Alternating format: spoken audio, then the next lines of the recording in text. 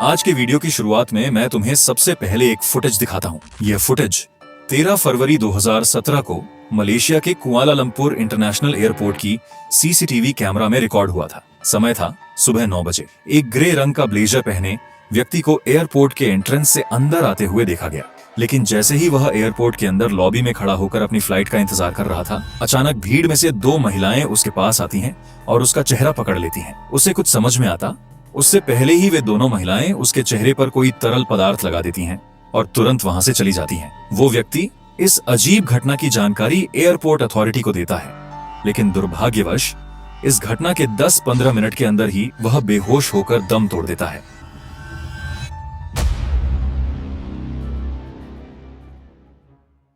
जब मलेशियाई पुलिस उसकी पहचान जानने के लिए उसका बैग चेक करती है तो उसमें से करीब 1 करोड़ रुपए नकद बरामद होते हैं। लेकिन इससे भी ज्यादा चौंकाने वाला सच तब सामने आता है जब पुलिस उसके पासपोर्ट को चेक करती है। वह व्यक्ति था उत्तर कोरिया के supreme leader Kim Jong Un का सौतेला बड़ा भाई किम जोंग नाम। An official in Malaysia confirming today that North Korean leader Kim Jong-un's half-brother was assassinated at an airport in Kuala Lumpur. जांच में यह सामने आता है कि किम जोंग नाम की हत्या के पीछे उसके ही भाई किम जोंग उनका हाथ था। उसने यह मर्डर प्लान इतनी चालाकी से अंजाम दिया था कि खुद हत्यारियों को भी नहीं पता था कि वे किसी को मार रही हैं। पर सवाल ये उठता है, किम जोंग उनने अपने ही भाई को क्यों मरवाया? उसका मकसद क्या था और इस मर्डर को उसने कैसे एग्जीक्यूट किया? वीडियो को अंत तक देखोगे तो सारी गुत्थियां सुलझ जाएंगी।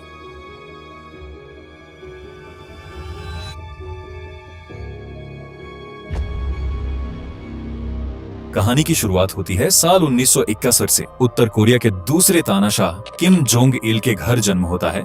उनके पहले बेटे का नाम रखा जाता है किम जोंग नाम। इसके बाद किम जोंग इल के और भी 3 संतानें होती हैं, जिनमें से एक थे किम जोंग उन। पर बड़ा बेटा होने के बावजूद किम जोंग नाम को बचपन में अपने परिवार से दूर रूस में अपनी दादी के पास रखा गया। बाद में वह स्विट्जरलैंड से अपनी पढ़ाई पूरी करता है, जिसकी वजह से उसका नजरिया किम परिवार से बिल्कुल अलग बन जाता है।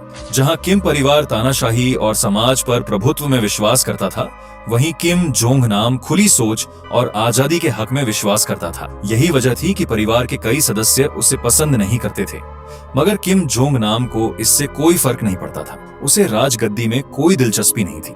उसका शौक था शॉर्ट फिल्म की स्क्रिप्ट लिखना और दुनिया घूमना। वह अपनी जिंदगी को अपने तरीके से जी रहा था। लेकिन उसकी जिंदगी में बड़ा मोड़ तब आया जब साल 2001 में वह जापान में फेक पासपोर्ट के साथ घुसने की कोशिश करते हुए पकड़ा गया।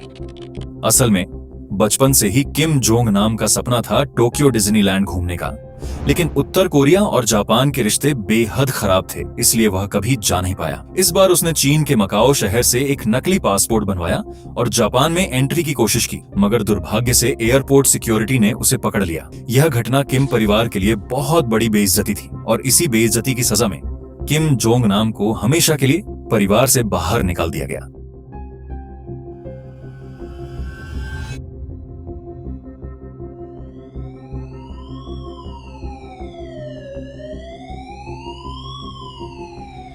इसके बाद वह अपनी पत्नी और बच्चों के साथ मकाओ में रहने चला गया। लेकिन वहां जाकर सबसे बड़ी दिक्कत आई पैसों की। अब तक उनकी सारी जरूरतें परिवार की मदद से पूरी होती थीं, मगर अब जैसे ही किम परिवार का हाथ सर से हट गया, वे लोग भारी आर्थिक संकट में डूब गए।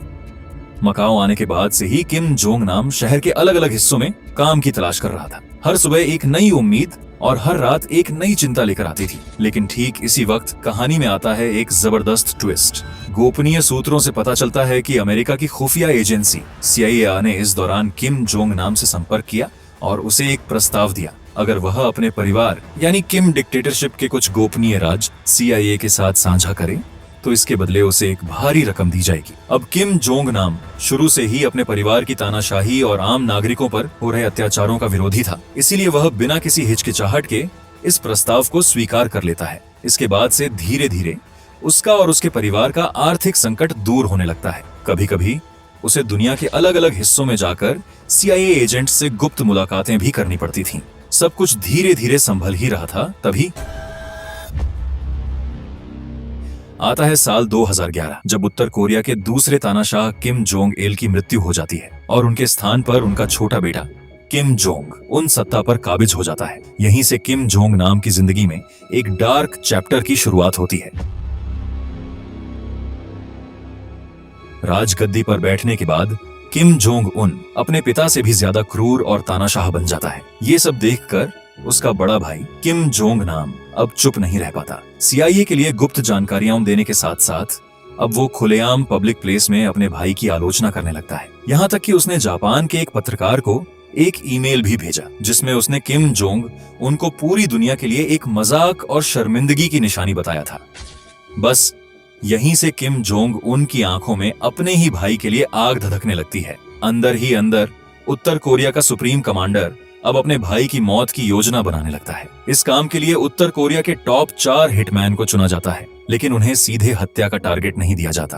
पूरे मर्डर प्लान को बेहद चालाकी और सावधानी से अंजाम दिया जाना था, क्योंकि किम जोंग उन किसी भी हालत में नहीं चाहता था कि उसके देश के हिटमैन किसी दूसरे देश की पुलिस के हत्थे चढ़ें, क्योंकि इससे उसका नाम और साजिश सब सामने आ सकता था। इसीलिए सबसे पहले उसने जासूस भेजकर अपने भाई की हर गतिविधि पर नजर रखना शुरू किया। इस दौरान किम जोंग उनको यह पक्की जानकारी मिलती है कि उसका भाई अब उनका सबसे बड़ा दुश्मन बन चुका है, क्योंकि वह सीधा अमेरिका के लिए एक इन्फॉर्मर की तरह काम कर रहा था और जल्द ही उसकी मलेशिया यात्रा भी तय थी। यह सुनते ही किम जोंग उन तुरंत अपने 4 हिटमैन को मलेशिया भेज देता है। मलेशिया पहुंचने के बाद ये हिटमैन 2 युवतियों सिटी एशिया और डुआन थी हुआंग को हायर करते हैं। लेकिन यहाँ आता है सबसे चौंकाने वाला ट्विस्ट।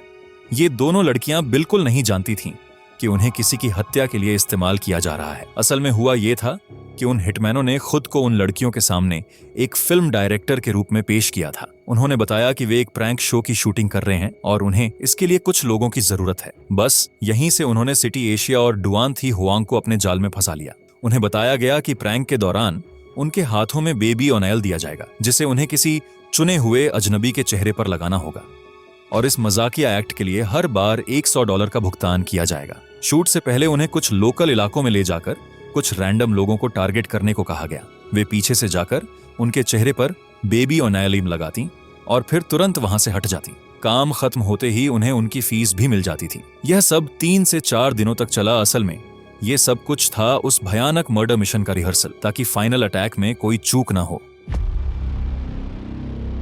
13 फरवरी 2017 यही वो दिन था जब किम जोंग नाम की CIA एजेंट से मीटिंग के बाद मकाओ लौटने की योजना थी। सुबह 9 बजे जब वह कुआलालंपुर एयरपोर्ट में दाखिल होता है, तभी दूर खड़े 4 हिटमैन सिटी एशिया और डुआन थी हुआंग को उसका चेहरा पहचानने का इशारा देते हैं। उन्हें वही पुराना काम करने को कहा जाता है, चेहरे पर बेबी ऑयल लगाना। पर इस बार बात अलग थी।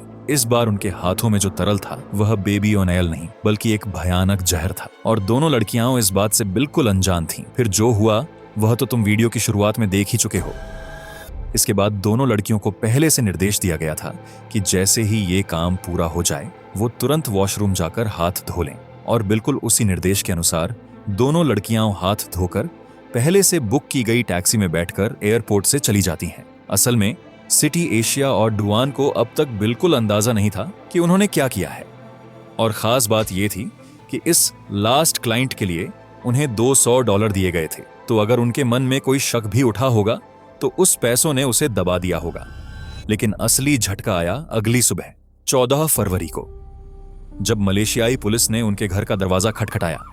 CCTV फुटेज की मदद से पुलिस ने सिटी एशिया और डुआन को पहचान लिया था, और पुलिस से ही उन्हें पता चला जिस शख्स के साथ उन्होंने प्रैंक किया था उसकी मौत हो गई है, वो भी जहर की वजह से। और वह कोई आम आदमी नहीं था, वो था उत्तर कोरिया के supreme leader Kim Jong Un का बड़ा भाई किम जोंग नाम। अफसोस, जब तक उन दोनों लड़कियों को अपनी गलती का एहसास हुआ वे पहले ही एक बहुत बड़े जाल में फंस चुकी थीं। मलेशियाई सरकार ने उन दोनों को मृत्युदंड देने का ऐलान कर दिया। सच कहें तो दिन दहाड़े लोगों से भरे एयरपोर्ट में इस तरह की एक पब्लिक असैसिनेशन, ये बात मलेशिया के आम नागरिक ही नहीं, खुद सरकार भी हजम नहीं कर पा रही थी। यहां तक कि जब पुलिस ने दोनों लड़कियों से इंटेरोगेशन किया और उन्होंने सब कुछ विस्तार से बताया कैसे उन्हें 4 लोगों ने प्रैंक वीडियो के नाम पर जाल में फंसाया, तो शुरुआत में खुद पुलिस को भी उनकी बातों पर यकीन नहीं हो रहा था। लेकिन जब इन्वेस्टिगेशन आगे बढ़ी और पुलिस ने एयरपोर्ट की बाकी CCTV फुटेज खंगाली, तो वहां सच में 4 अजनबी लोगों को देखा गया जो लगातार उन दोनों लड़कियों को निर्देश दे रहे थे उनका मार्गदर्शन कर रहे थे। जांच को और आगे बढ़ाते हुए पुलिस ने फ्लाइट की पैसेंजर लिस्ट चेक की और वहां उन्हें वही 4 संदिग्ध नाम मिले जो किम जोंग नाम की हत्या के कुछ ही मिनटों बाद उत्तर कोरिया के लिए उड़ान भर चुके थे। लेकिन इससे भी ज्यादा चौंकाने वाला और निर्णायक सबूत कुछ और था, जिसे देखकर मलेशियाई पुलिस को पूरा यकीन हो गया कि वास्तव में वे दोनों लड़कियां पूरी तरह निर्दोष थीं। वह सबूत था उस खतरनाक केमिकल को लेकर उनका लापरवाह बर्ताव। असल में किम जोंग नाम को जिस जहर से मारा गया था उसका नाम था VX नर्व एजेंट। VX इतना जानलेवा होता है कि जैसे ही वह इंसानी त्वचा को छूता है वह तत्काल त्वचा के जरिए शरीर में समा जाता है और महज 15 से 20 मिनट में ब्रेन के नर्वस सिस्टम को ब्लॉक करके इंसान को बेहोश कर देता है और फिर मौत हो जाती है। लेकिन सवाल यह था, अगर यह जहर इतना ही खतरनाक है तो फिर सिटी एशिया और डुआन थी हुआंग के हाथ में उसे होल्ड करने के बावजूद उन्हें कुछ क्यों नहीं हुआ? पुलिस ने सीसीटीवी में देखा कि दोनों लड़कियां कितनी कूल और कैजुअल अंदाज में इस तरल को हैंडल कर रही थीं, जैसे उन्हें जरा भी अंदाजा न हो कि उनके हाथों में मौत है। यहाँ से साफ वे अनजाने में एक खतरनाक मर्डर मिशन का हिस्सा बन गई थी। यहाँ तक कि जब पुलिस ने उनके पिछले बैकग्राउंड और रिकॉर्ड खंगाले तो ऐसा कुछ नहीं मिला जिससे उन पर शक किया जा सके। आखिरकार करीब 2 साल जेल में बिताने के बाद 2019 में मलेशियाई सरकार ने उन्हें पूरी तरह निर्दोष घोषित कर दिया। लेकिन इस केस में एक बात शुरू से ही मुझे परेशान कर रही थी और शायद अब तुम्हें भी कर रही होगी। अगर VX नर्व एजेंट इतना जहरीला है तो फिर दोनों लड़कियां उसे इतनी देर तक हाथ में रखने के बाद भी कैसे बच गईं? ईमानदारी से कहूं तो जब मैं इस वीडियो स्क्रिप्ट को लिख रहा था ये सवाल बार बार मेरे दिमाग में घूम रहा था। इसीलिए मैंने इस टॉपिक पर गहराई से रिसर्च करना शुरू किया। मैंने 70 से ज्यादा आर्टिकल्स पढ़े और फिर जाकर मुझे एक बेहद चौंकाने वाली सच्चाई पता चली। ये जानने के बाद सच में तुम्हारा भी सिर घूम जाएगा। असल में इस केस में जो जहर इस्तेमाल किया गया था वो था VX नर्व एजेंट का एक मॉडिफाइड वर्जन, एक ऐसा खतरनाक जहर जिसे खास तौर पर किम जोंग नाम को मारने के लिए बनाया गया। इस जहर को तैयार करने के लिए 2 अलग अलग केमिकल कंपाउंड का इस्तेमाल किया गया था। जब तक ये दोनों केमिकल्स अलग अलग रहते हैं तब तक ये पूरी तरह सुरक्षित होते हैं, लेकिन जैसे ही इन्हें आपस में मिलाया जाता है वो बन जाते हैं मौत का हथियार। यही वजह थी कि उन 4 हिटमैन ने सिटी एशिया और डुआन थी हुआंग दोनों के हाथों में अलग अलग केमिकल दिए थे ताकि उन लड़कियों को कोई नुकसान न पहुंचे। लेकिन जैसे ही उन्होंने एक के बाद एक किम जोंग नाम के चेहरे पर वो 2 अलग अलग तरल पदार्थ लगाए, केमिकल एक्टिवेट हो गया और वहीं से शुरू हुई किम जोंग नाम की मौत की गिनती। सोचो जरा, कितनी परफेक्ट, कितनी चालाकी से रची गई थी ये साजिश। इसीलिए हिटमैनों ने जानबूझकर दोनों लड़कियों को प्लान में शामिल किया ताकि वो भी इस हत्याकांड में फंस जाए। दोस्तों, मैं किसी हत्यारे की तारीफ करना नहीं चाहता, लेकिन सच बताऊं, इस केस को देखने और समझने के बाद मैं कातिलों की इस प्लानिंग की चालाकी पर हैरान रह गया। यही वजह थी कि CIA के एजेंट्स तक को समझ में नहीं आया कि उन्होंने पंगा किससे ले लिया है। तो आज का वीडियो यहीं खत्म करते हैं। अगर आपको वीडियो पसंद आया हो तो जरूर लाइक कीजिए और अपनी राय कमेंट में जरूर लिखिए। हम फिर मिलेंगे अगले वीडियो में। तब तक के लिए ख्याल रखिए, स्वस्थ रहिए और सतर्क रहिए।